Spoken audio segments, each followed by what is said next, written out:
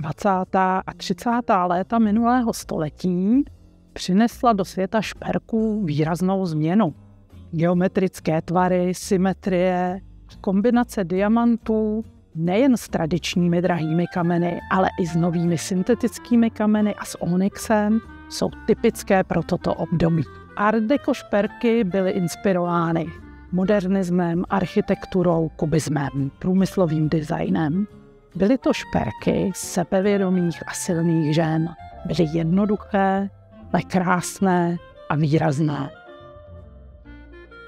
Art deco nikdy nevyjde z módy.